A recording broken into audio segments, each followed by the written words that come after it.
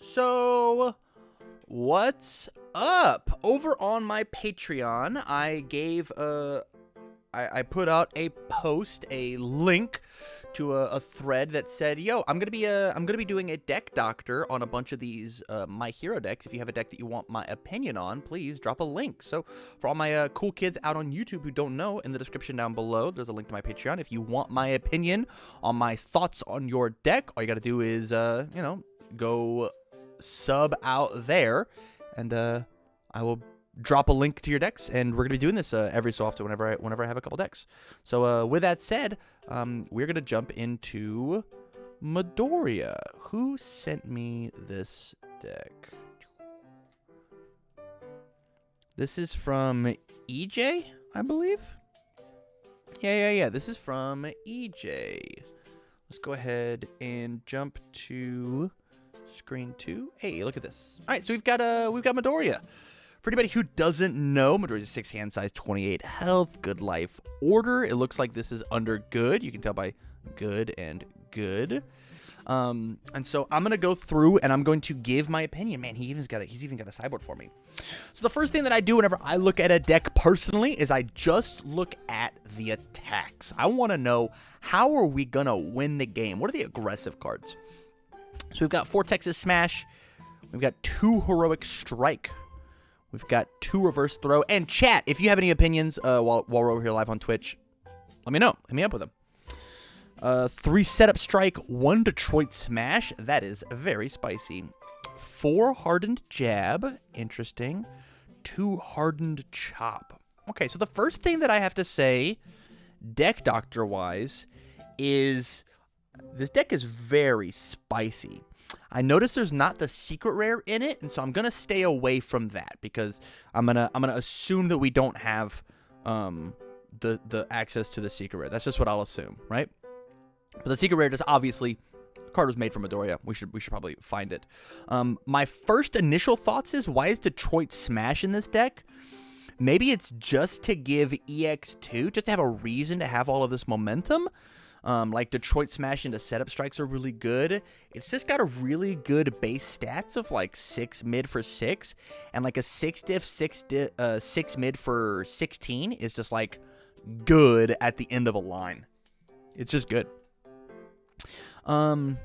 Texas Smash is great. It really forces my opponent to respect my moves, right? It's got a solid 1 mid block. Heroic Strike, I think honestly, Heroic Strike is one of the low-key underrated attacks in this deck, because one of your toughest matchups is like Nomu, and this card sometimes has like stun 3, stun 4 on it. I feel like with how grindy the games are, there should be at least 1 more Reverse Throw and Hardened Chop instead of the Detroit Smash and 1 Jab, maybe. That's how I feel. I think Reverse Throw is one of his absolute strongest moves, just because it's a punch throw, right? Like, it's a 2 mid for 15 that draws you a card, plus we better have 4x passing the torch. Here's what I'm going to do. We're going to get some difficulty up, we'll do quantity, excuse me. That's what I want. So we got 4 Hardened Jab, 4 Texas Smash. Those are only 4 ofs? I guess it's a 1 high block, 1 mid block. Interesting. I think Hardened Jab is really, really interesting. How many? We're playing under good. How many coordinated effort? We're playing 3. I guess Hardened Jab combos really, really well with coordinated effort. And so maybe that's why we want to see it so bad. So that we can, like, we don't even necessarily pump on this. It's just to pick a resource back up after we have pumped. Passing the torch to draw my 2 cards. Hardened Jab to pick the passing back up. How do we flip it? Hold up. Add a face down from your state to your hand. Build the top of your deck. Yeah, that combo, that line doesn't work. But yeah, I guess Hardened Jab, coordinated effort is a combo. Yeah, Setup Strike's good, Reverse Throw's good, Heroic Strike's good, Hardened Chop is fantastic. It is just guaranteed moves. Detroit Smash. Yeah, my personal opinion is I would cut Detroit Smash. I like Hardened Chop a lot. I think it's one of the strongest rares in the set. So if you can find more of this card, I would certainly play it. I like Heroic Strike a lot. I think Reverse Throw for the easy momentum, and I think that you will find that you have enough momentum outs with Setup Strike, actually. I do think you have that. Texas Smash to make all your moves big, and then Hardened Jab to combo with Coordinated Effort. I think this is a totally fine initial lineup. I think, yeah, the one thing that I would change attack lineup-wise is just Detroit Smash. That's it. That's it. Like 20 copies of it in top 8 of Omaha Smash card is bonkers. Which one, Jab or Effort? Because Effort, obviously, that card's a 4 of in most Kirishima decks. Chop. Yes, yes, yes, yes, yes. Chop is crazy. Is very, very good. This card, once again, it's more of a disruption card, or yeah, it's like a disruption card. Your opponent just doesn't want to block it. It's very good. Okay, we'll move on to the actions. Capture Evildoers. I have to imagine this is just a disruption card. I think they're using it the same way that I'm using it. I can't imagine them using it for the form to discard the 3 cards from your card pool. I can't imagine that's why they're using it that way. Like, that seems fine, right? Like, that seems like an okay ability. But, like, I don't... Snapping the momentum. We already have Detroit Smash to snap our momentum, right? We have Reverse Throw to steal momentum. Hardened Chop steals momentum. I guess steal is the wrong word choice there. Hardened Chop earns momentum. Reverse Throw earns momentum. But yeah, I could see wanting to play Capture Evildoers. Man, hold up. Actually, Capture Evildoers and the Secret Rare seem really fire together, huh? Like, play it, discard my hand, draw 3, capture Evildoers, discard these cards, play another attack, discard my hand, draw 3 more. Like, this seems like a sick card to pop off with in like an aggro deck. On to the foundations. Let's look at the 4s first. So we've got 4 Special Sound, 4 Self-Sacrifice, 4 Passing the Torch, 4 It Can't Be Fixed. So for our 4 ofs, obviously we need to block. I'm not positive that I love Specialist of Sound at a 4 of, just because of what our character does of getting the minus speed, but I guess it is a bit of like a safety net in case I do call the wrong zone, right? So like this is minus 3 speed if I call the right zone, and then this is minus speed if I, oh, look at this. Look at this. Look at this. Oh! There's this, I've totally missed the description. My first draft of good Midoriya build, I only have 1 rival deck to work with, though I did pull an XR setup. So I've got 3 of those, and none of his Secret Rare. There we go. Only 1 Detroit Smash as well. Hey, this is all good then. Yeah, I would drop Detroit for 1 more Hardened, but besides that, I think your tech line looks fine. But yeah, Special Sound is a good safety net in case our Enhance doesn't work. I know that currently in my Midoriya deck, I'm only playing 2 Specialist Sound. I should probably pump it up to a 3 of. I don't necessarily know if it needs to be a 4 of in this deck, just because of what our character does. I think you just need to be better at calling the correct zone. Self-Sacrifice at 4 is amazing, especially with how few attacks we're running. There were plenty of times in my deck that I was drawing just all gray and forcing to build in a deadlock, and that was pretty rough. It felt pretty bad. 4 Passing Torch, mandatory. We're discarding our hand. This is the only way that we can get back in the game momentum-wise, or excuse me, tempo-wise. I gotta be able to draw my 2 cards and try and fix a hand, especially if they blocked my move. It Can't Be Fixed as Stun Deterrent is great. Build a top card in my deck face down. Another great reason for Hardened Jab to work.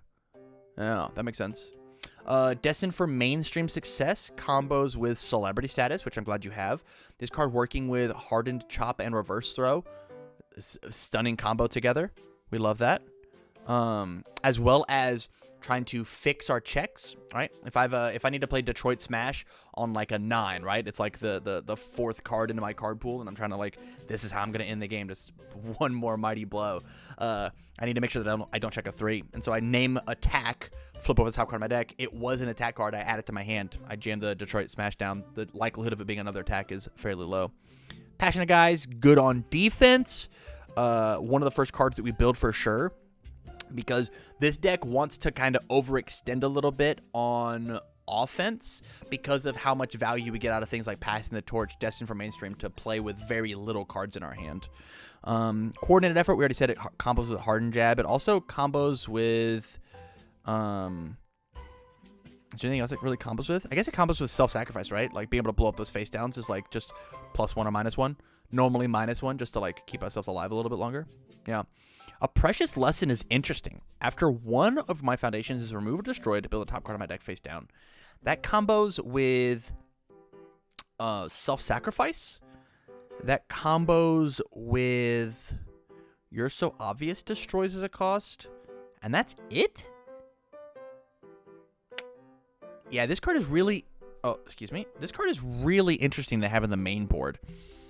My personal opinion is because I'm not doing very many remove or destroy abilities, I would probably just toss this in the sideboard for specific matchups. Because that 4-check is really, really tough. Checking a 4 on my Detroit Smash is going to feel really bad.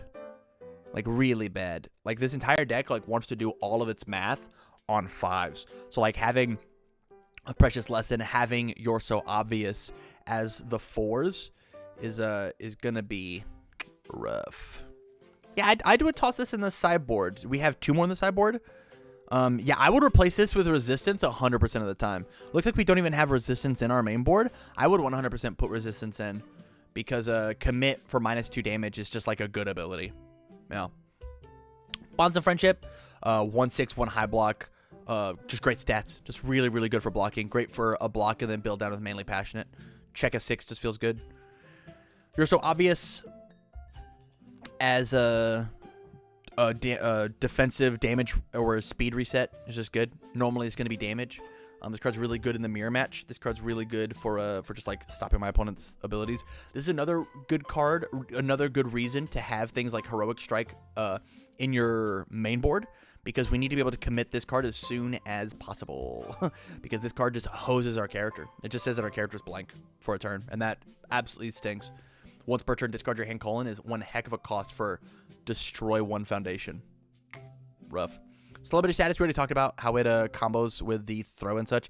And the one of Planning Ahead. Interesting. So we only do have 1 rival deck to work with, which is fine. But at this point, I would take this card out for a Pull No Punches, just for some Deadlock hate, actually. Because the only Deadlock that we actually have 0 Deadlock, right? This card unflips the foundation. What flip matters? It can't be fixed. Manly Passionate Guy. Bonds of Friendship. Celebrity Status. That's it. That's it. Yeah, I would put this as Pull No Punches. Currently in my build, I have Planning Ahead at a 2 of. Just because I like how this card interacts with in the Ida matchup.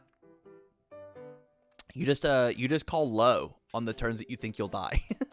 Because your character does not work on the turns that you die.